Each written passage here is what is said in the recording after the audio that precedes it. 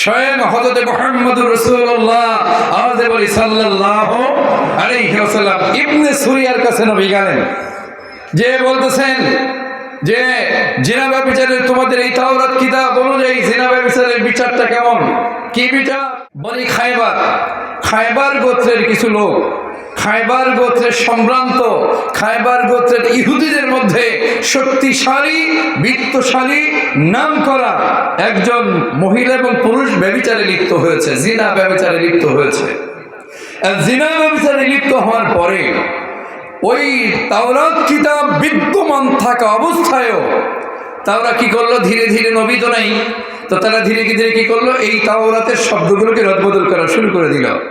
এখনো তাওরাতে ছিল যারা জিনা ব্যভিচার করবে বিবাহিত পুরুষ বিবাহিত মহিলা, বিবাহিত পুরুষ বিবাহিত মহিলা জিনা ব্যভিচারে যদি লিপ্ত হয়, তাওরাতের রায় ছিল যে পাথর নিক্ষেপ করে তার মৃত্যুদণ্ডকে কার্যকর করা। ওরা কি করে, ওরা করে হলো যারা বিত্তশালী বড় লোকের ছেলে মেয়ে যদি এই কাজে লিপ্ত হয় তো তাদেরকে ছেড়ে দেয়, আর যদি গরিব বিচারা কেউ হয় তো তাদের ব্যাপারে হদ কায়েম করে। এক সময় এই প্রবণতা ছড়াতে ছড়াতে বিত্তশালী ধনী ব্যক্তিদের মধ্যে ছড়িয়ে পড়লো। এখন দেখলো কি করা যায়, তো ঠিক আছে নিজেরা একটা ফতোয়া জারি করলো, নিজের একটু রদ বদল করলো আল্লাহর কিতাবের মধ্যে।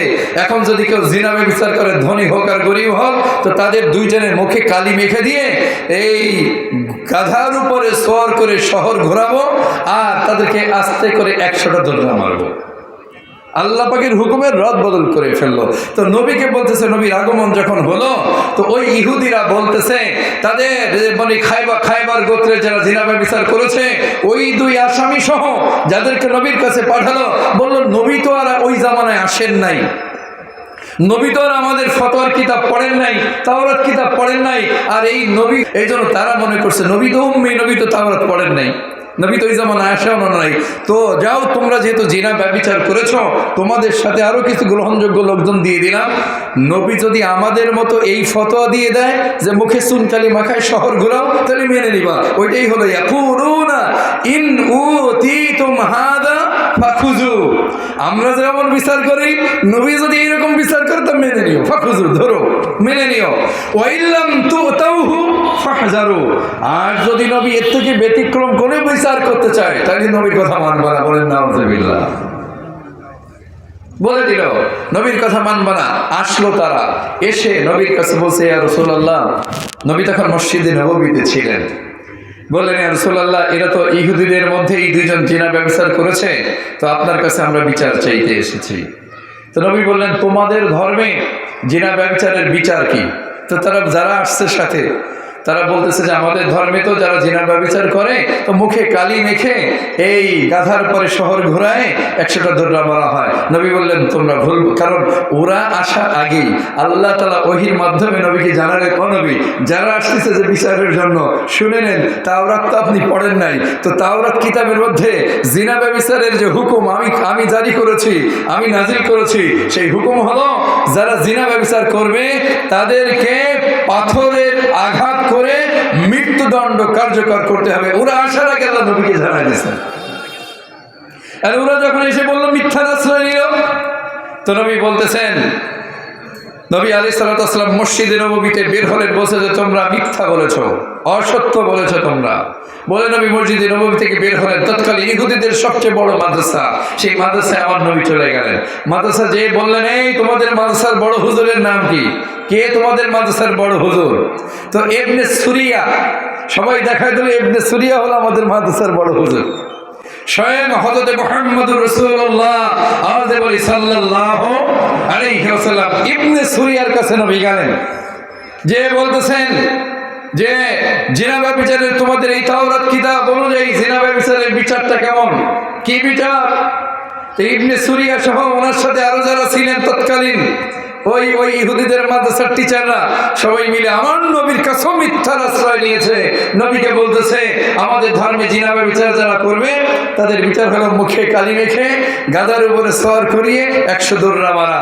নবী বললেন আনো তোমাদের কিতাব, আনো। দেখেন একটা সমাজ যখন কলুষিত হয়, রাষ্ট্র যারা পরিচালনা করে, রাষ্ট্রের নীতি নির্ধারকরা যদি কোরআন হাদিস থেকে সরে যায়, তখন তারা চেষ্টা করে আমরা যেই নিয়মে রাষ্ট্র রাষ্ট্র চালাচ্ছি, এদেশের মানুষ, সব মানুষ আমাদের কথা মেনে নেই।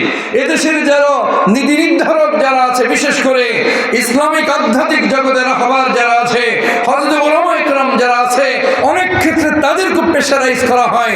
আমরা যা বলবো এটা মেনে নিতে হবে, এর ব্যতিক্রম কিছু করলে জেলে যেতে হবে, নাইলে ফাঁসির কাস্টে ঝুলতে হবে। বলেন তো সারা পৃথিবীর মধ্যে এমন বল প্রয়োগ করে এমন নির্যাতন করা হয় কি হয় না? তো ইবনে সুরিয়া বড় আলেম, বড় হুজুর, ওনার সাথে সাঙ্গ আরো যারা ছিল টিচাররা, সবাই নবীকে বলতেছেন যে আমাদের এটা নিয়ে হলো জিনা ব্যবচার করলে মুখে কালি মেরে এরপরে গাধার উপর সওয়ার করে শহর দক্ষিণ করে 100টা ধররা মারা। নবী আলাইহিস সালাম বললেন আনো কিতাব, নিয়ে আসছে কিতাব। এবার কিতাব আনার পরে বলছে পড়ো কিতাব। তো মনে করেন আমি কোরআন শরীফ পড়তেছি, এটা একটা পোস্টার। আমি যদি এখানে আমার নাম মাঝের লাইনে লেখা আছে, এখন আমার নামটা যদি আমি এবার ঢেকে উপরের বক্তার নাম বললাম, নিচের বক্তার নাম বললাম, ওরা করেছে কি ওই হাতে আঙ্গুল দিয়ে চেপে ওই যে আয়াতের মধ্যে জিনা ব্যভিচারের হুকুম আছে আয়াতটাকে ঢেকে রেখেছে, উপরে তেলাওয়াত করে নিচে তেলাওয়াত করতেছে। তখন আল্লাহ পাক নবী আলাইহিস সালামের সঙ্গে আরো সাহাবা আজমাইন গিয়েছেন। এক সাহাবী বলতেছেন, আরে আল্লাহর দুশমন, তোমার হাত সরাও।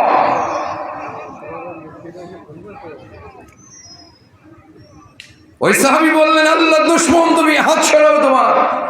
যখন সেই ধমক শুনে হাত সরালো, এরপরে দেখা গেল ওই রজমের যে বিধান, সেই বিধানটা আছে। নবী আলাইহিস সালাম তারপরে দেখলেন যে তাওরাতে স্পষ্ট বিধান রয়েছে, জিনা ব্যভিচার যদি কেউ করে পাথর নিক্ষেপ করে তার মৃত্যুদণ্ডকে কার্যকর করতে হবে। বিবাহিত পুরুষ বা বিবাহিতা মহিলা যদি জিনা ব্যভিচারে লিপ্ত হয়, তাহলে নবী আলাইহিস সালাম এইবার তাদেরই কিতাব অনুযায়ী বললেন এই দুইজনকে পাথর নিক্ষেপ করে হত্যা করে মৃত্যুদণ্ড কার্যকর। তাই করে দিলেন। আল্লাহ এই শানে আয়াত নাজিল করে দিলেন। এজন্য আল্লাহ পাক এখানে মাঝখানে বলেছেন, তারা যখন নবীর কাছে পাঠালেন বলে দিলেন এই কথা, ইয়াকুলুনা ইন উতিতুম হাযা ফাখুযু ওয়া ইন লাম তুতাউহু ফাহযারু। যদি আমাদের মন মতো নবী ফতোয়া দিয়ে দেন তোমরা মেনে নিবা, আর তার ব্যতিক্রম কোন ফতোয়া যদি নবী দেন, কোন রায় কার্যকর করেন, তোমরা মানবা না। কিন্তু না মেনে আর কোনো উপায় নাই। নবী জাল্লাদকে ডাকালেন, ফতোয়া দিয়ে দিলেন, রায় দিয়ে দিলেন। সঙ্গে সঙ্গে ইহুদিদের ওই একেবারে লিডার টাইপের একেবারে গ্রহণযোগ্য দুই ব্যক্তির হত্যাকে কার্যকর করা হলো। এবার আবার আল্লাহ বলেন, ওমাই ইউরিদিল্লাহু ফিতনাতাহু ফালান তামলিকা লাহু মিনাল্লাহি শাইআ। এই যে একটু আগে বলেছিলাম না, আল্লাহ বলেছেন ইউআযিবু মান ইয়াশা ওয়া ইয়াগফিরু লিমান ইয়াশা। আল্লাহ যাকে ইচ্ছা তাকে ক্ষমা করে দেন আর যাকে ইচ্ছা আযাব দেন। এইবার আসেন, আল্লাহ বলেছেন ওমাই ইউরিদিল্লাহ, আল্লাহ তাআলা যার ব্যাপারে চান ফিতনাতাহু, তাকে শাস্তি দেবেন, আযাব দেবেন।